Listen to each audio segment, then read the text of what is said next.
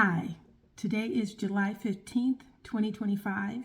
I'm Amlavora Perry, and this is Lotus Sutra Buddhism on Substack. So first, before I get started, I'm asking that if you're listening to this, if you stop right now and go to substack.com and subscribe to this publication. There will be a link. I'm going to put a link in wherever you're seeing this video so you can go straight to it to do it. But I'm asking if you would please become a subscriber. Okay, so today I'm going to be talking about the 10 onenesses. And I was thinking about this because I'm also on TikTok as Lotus Sutra Buddhism.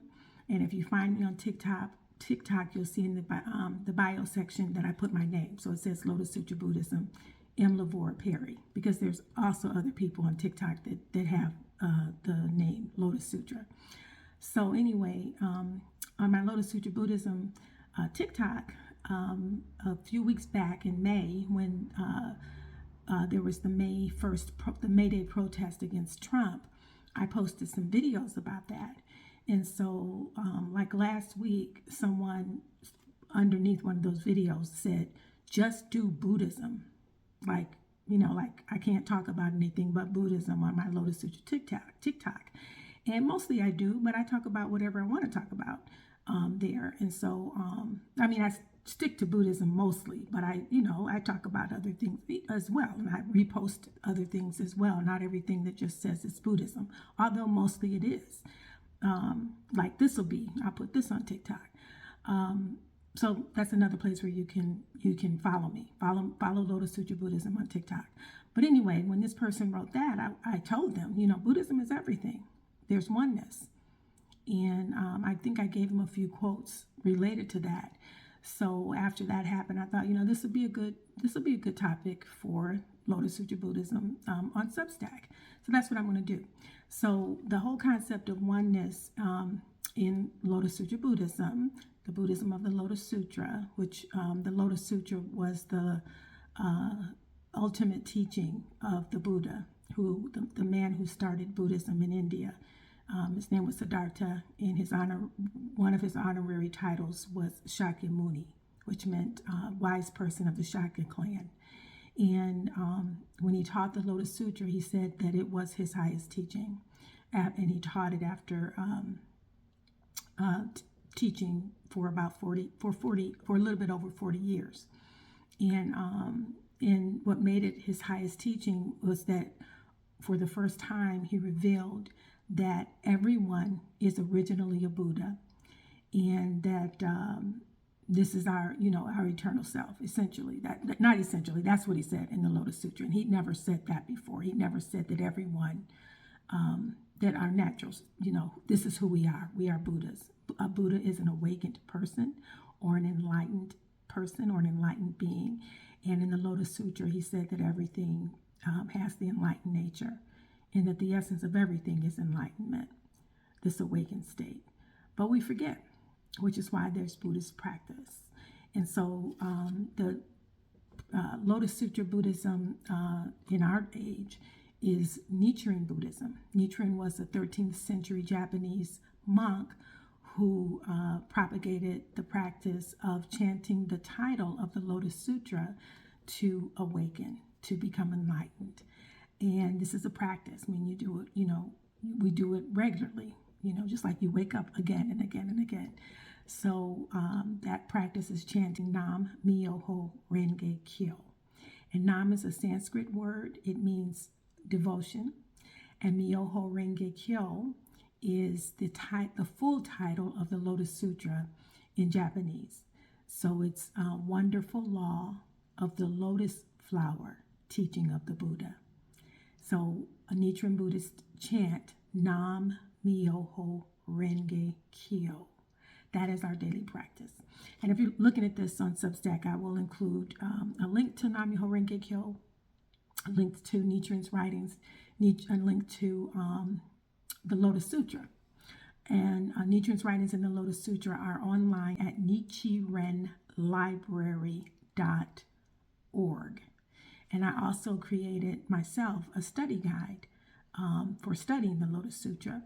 And that's at bit.ly Lotus Sutra resources. And bit.ly is bit.ly/Lotus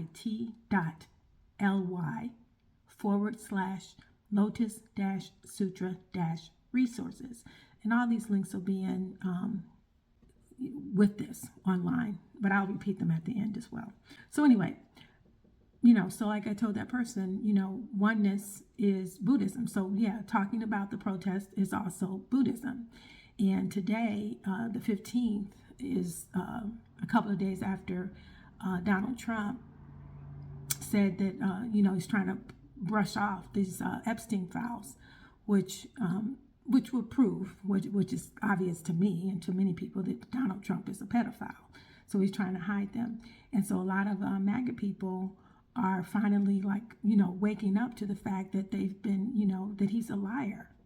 And this is really firing them up in a way that nothing else ever did, because this is something that the people, the leaders of the MAGA movement in Trump really had kind of whipped them up into for years, that they were going to release these, that Jeffrey Epstein, the pedophile, who that he had a file where you could see all the different people who abuse these girls. So anyway, I'm hoping that this is the thing that really fires them up, and I'm hoping the Democrats stick to it. So, again, this is not separate from Buddhism. This is the world we're living in. It's really important that we get out of Trump, get out of this MAGA mindset. So, chapter 2, which is titled Expedient Means, and this is what the Buddha says. What the Buddhists have achieved is the rarest and most difficult to understand law.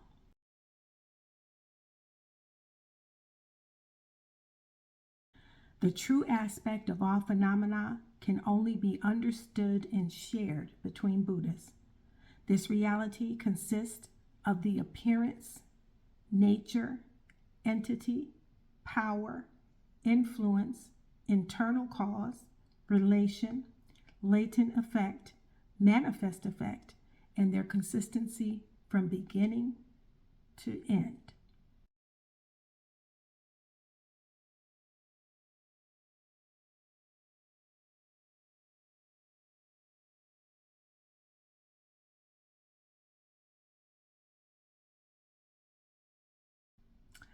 I'm going to read that again.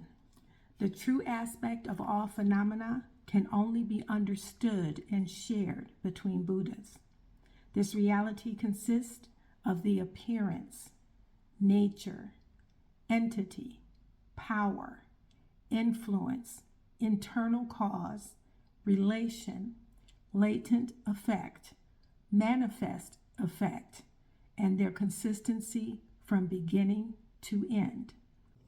So Tian Tai was a Chinese scholar monk during the 6th century, and it was his who based his theories and teachings on the Lotus Sutra. And then after him, in the 8th century in China, came Lo, who wrote commentaries on Tian Tai's teaching. And then in 13th century Japan, Nichiren built his school on top of Tian Tai's theories. So anyway, appearance in nature and the whole list from the Lotus Sutra. So that list is known as the 10 Factors of Life, and I'm going to read their description from the Soka Gakkai Dictionary of Buddhism, which you can get at nichirenlibrary.org. And this description is based on what Tian Tai said about the 10 factors. So, number 1, appearance. Appearance is the attributes of things discernible from the outside, what you can see, such as color, form, shape, and behavior. 2, nature, the inherent disposition or quality of a thing or being that cannot be discerned from the outside. Tian Tai characterizes it as unchanging and irreplaceable. The nature of fire, for instance, is unchanging. It cannot be replaced by the nature of water. Tian Tai also refers to the true nature, which he regards as the ultimate truth, or the Buddha nature. 3, entity. the essence of life that permeates and integrates appearance and nature. These first three factors describe the reality of life itself. So, appearance, nature, and entity describe the reality of life itself. The next six factors, from the fourth, power, through the ninth, manifest effect, explain the functions and workings of life. Power, life's potential energy. 5, influence, the action or movement produced when life's inherent power is activated. 6, internal cause, the cause latent in life that produces an effect of the same quality as itself, i.e., good, evil, or neutral. So when we make a cause, the effect matches the cause. A good cause, creates a good effect. Relation, the relationship of indirect causes to the internal cause. Indirect causes are various conditions, both internal and external, that help the internal cause produce an effect. 8, latent effect, the effect produced in life when an internal cause is activated through its relationship with various conditions. 9, manifest effect, the tangible, perceivable result that emerges in time as an expression of a latent effect and therefore of an internal cause, again through the relationship with various conditions. I'm going to read that again. Manifest effect, this would be you actually seeing what happens. The tangible, perceivable result that emerges in time as an expression of a latent effect and therefore of an internal cause, again through its relationship with various conditions. Miyalo regarded the Buddhist law of causality described by the 4 factors from internal cause to manifest effect as the distinctive characteristic of the 10 factors. It concerns the cause and effect for attaining Buddhahood. 10. Consistency from beginning to end, the unifying factor among the 10 factors. It indicates that all of the other 9 factors, from the beginning, appearance, to the end, manifest effect, are consistently and harmoniously interrelated. All 9 factors thus consistently and harmoniously express the same condition of existence at any given moment. In his writing, The True Aspect of All Phenomena, Nichiren talks about the true aspect of all phenomena and about the 10 factors. And you can read that in the writings of Nichiren Daishonin, Volume 1 at nichirenlibrary.org. So I am not going to today talk about the true aspect of all phenomena. It's really difficult to understand, really, just for me to try to explain it. I don't really have the capacity to do that right now, but in my mind, I understand the concept of oneness. I come back to it all the time, because if I'm struggling with something, I remind myself, okay, this is a part of you. Therefore, you can definitely change this or solve this, or what this person is doing that you don't like is a part of you. What is this teaching you about yourself? So I come back to oneness all the time. There is nothing that is outside of me. Everything is me. And that part I can understand. Being able to, explain the whole theory of how that relates, very hard for me to do. And I'm not the only one it's hard for. This is actually the true aspect of all phenomena. Nichiren wrote it to a priest named Sarenbo on Sado Island, where Nichiren was exiled. And apparently Sarenbo was also exiled there. He was a priest of the Tendai school of Buddhism. And the Tendai school was also based on the Lotus Sutra. It was originally founded as Tiantai Buddhism in China. Nichiren gets on Sado Island where he's exiled because he started a new school of Buddhism and went against the established priest of the day, and so he was hounded through most of his life. So he's on exile. He meets a Tendai priest called Sarenbo, and he converts Sarenbo to his teachings. This is the true aspect of all phenomena. It begins this way. Question. The Expedient Means chapter in the first volume of the Lotus Sutra states, the true aspect of all phenomena can only be understood and shared between Buddhas. This reality consists of the appearance, the nature, on, and their consistency from beginning to end. What does this passage mean? So the reason that I'm reading this right now is because Sarenbo, who had been a priest of Tendai Buddhism, Tendai Buddhism based on Tiantai Buddhism, Tiantai explained all about the true aspect of all phenomena. And here you have this priest who'd been studying Buddhism, for a long time, I'm going to presume, and he still didn't understand it. Like he still was asking Nichiren, what does this mean exactly?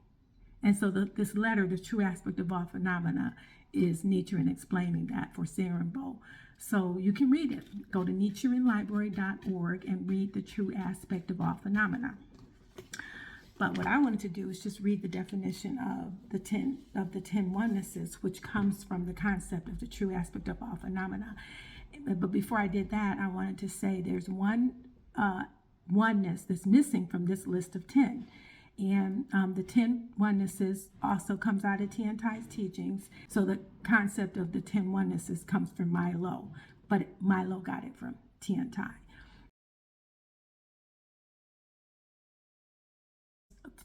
To me, Milo, or I don't know if it was Tiantai or whoever, left out one of the onenesses, which is the oneness of past, present, and future.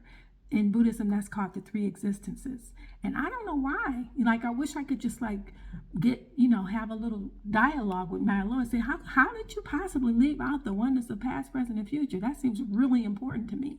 But he did. But it is part of Buddhism. It's a major part of Buddhism. So before I do the 10 onenesses that Milo talked about, I just wanted to share that I'm not just making it up, that the oneness of past, present, and future is part of Buddhism. So in the lifespan of the Thus Come One chapter 16, that's the chapter where the Buddha reveals that he's been a Buddha for eternally, which is the same for us because of oneness. So if he's been a Buddha eternally, so have we. And this is also speaking back on oneness. Thus Come One is another name for a Buddha. So this is the Buddha talking. Good men, the scriptures expounded by the Thus Come One are all for the purpose of saving and emancipating living beings. Sometimes I speak of myself. Sometimes I speak of others. Sometimes I present myself. Sometimes others. Sometimes I show my own actions. Sometimes those of others. All that I preach is true and nothing is false.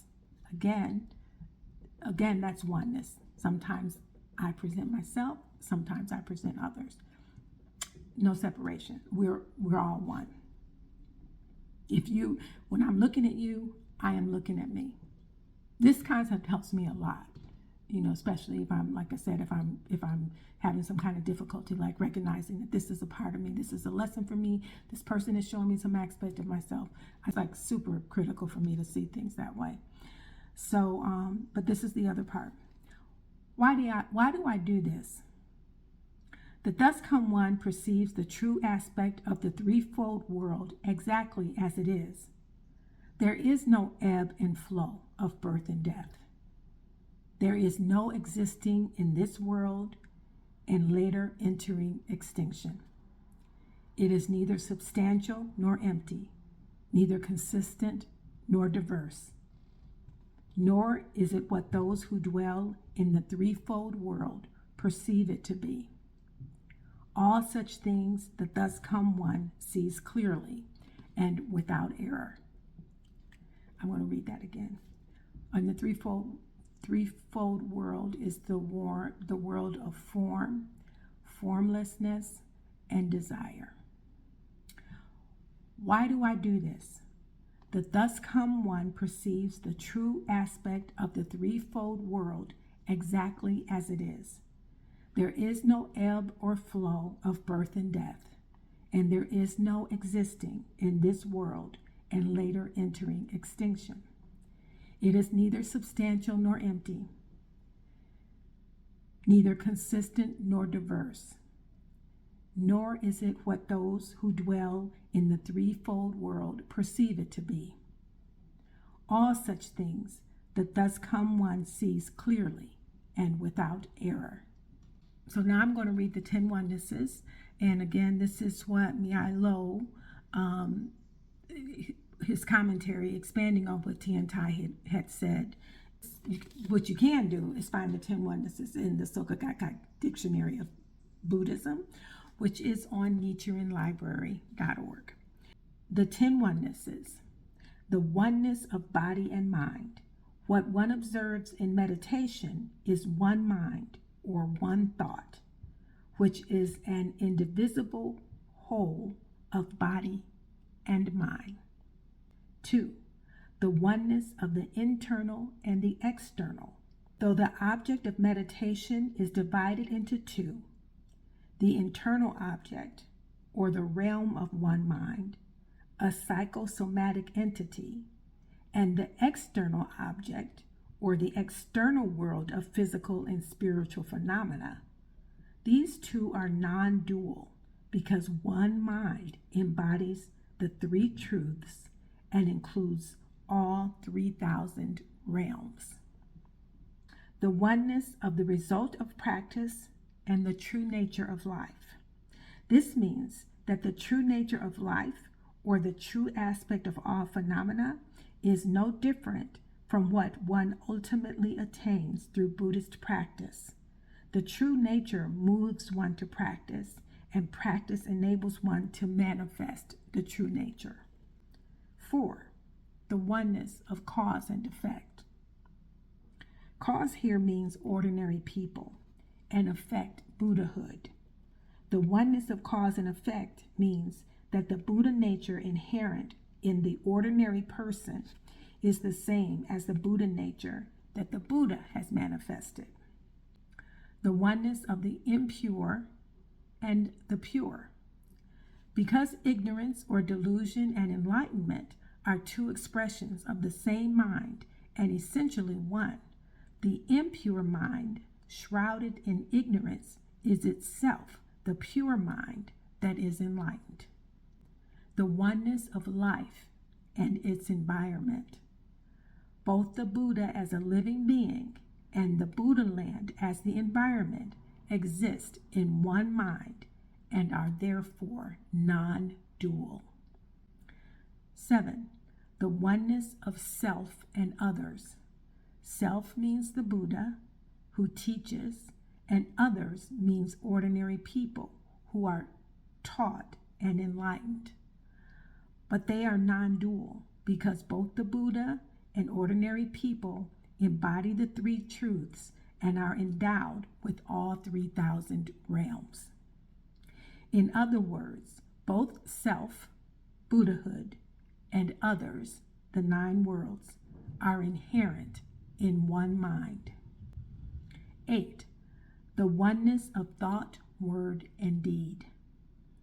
The Buddha saves people through his 3 categories of action, thought, speech, and behavior. These 3 categories of the Buddha are no different from those of ordinary people because they arise from the 3,000 realms inherent in both. Moreover, these 3 exist in one mind as a psychosomatic whole and therefore are one. 9. The oneness of the provisional and true teachings. The Buddha preaches the provisional teachings. Those are the teachings that those are all the Buddha's teachings besides the Lotus Sutra. All of the other sutras are provisional. The Lotus Sutra is true. So, the oneness of the provisional teachings and true teachings. The Buddha preaches the provisional teachings, the three vehicles, and the true teaching, the one vehicle, according to the people's capacity. But because they both spring from the Buddha's enlightened mind, however, they are non-dual.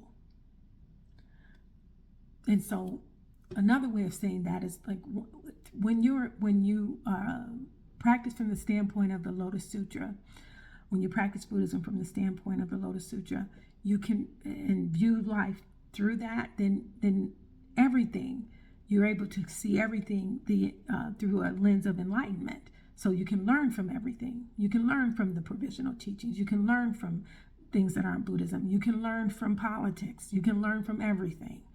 So again, this is back to oneness. So the provisional teachings, the ones that aren't the Lotus Sutra, they have something to teach us.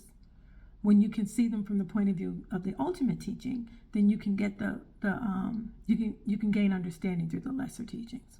10. The oneness of benefits. Though people receive different benefits according to the level of the Buddha's teaching that they practice, such as provisional and true, both the Buddha and the people ultimately enjoy the same benefit, just as plants in a field are all nourished equally by rain. So there was two concepts that kept coming back. One of them was the three truths. So I'm going to go on and look that up. But the other one was the 3,000 realms in a single moment of life. You need to look that up because that's all, again, part of oneness, and there's a whole system about that. And if you go to my Lotus Sutra study guide, then I give you the links to where you can see how that all comes together, because I would be reading all through the dictionary to get you there. Whereas if you use the study guide, not only do you see links to the definition, but you'll see links to writings by Nichiren where he explains what these mean, what the concept of the 3,000 realms in a single moment of life, and the other concepts that make up that concept that I'm not going to name right now. If you go use my study guide, it's all there with Nichiren's writings to explain it, and in his writings he quotes passages from the Lotus Sutra so you can see where he got it from. So I really hope you use the study guide. I just really do. I tried to make it really a tool that you can use to help you study and learn what Nichiren taught about the Lotus Sutra. The three truths are also known as the threefold truth, triple truth, or three perceptions of the truth. The three truths are the truth of non-substantiality, the truth of temporary existence, and the truth of the middle way.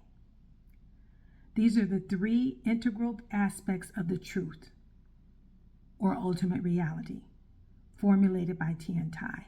The truth of non-substantiality means that phenomena have no existence of their own. Their true nature is non-substantial, indefinable in terms of existence or non-existence. The truth of temporary existence means that, although non-substantial, all things possess a temporary reality that is in constant flux. The truth of the middle way means that the true nature of phenomena is that they are neither non-substantial nor temporary, though they display the aspects of both. The middle way is the essence of things that continues either in a manifest or latent state.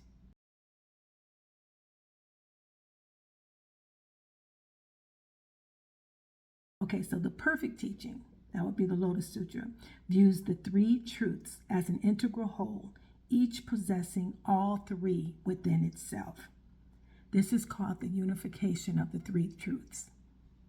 Again, back to oneness. All right, I hope this has been helpful to you. To me, it all sums up like what I've been saying. Everything that happens is a part of you, is a part of me, is a part of us, which means that the solution to any problem we have is within us, including what's happening in your personal life right now, in my personal life right now, and in our environment, our immediate environment, and in the world. in the universe. At NichirenLibrary.org, you can get the Lotus Sutra, Nichiren's writings, and the Soka Gakkai Dictionary of Buddhism, which are available to read online. So I hope you will subscribe to Lotus Sutra Buddhism on Substack. You can do that at lotussutrabuddhism.substack.com.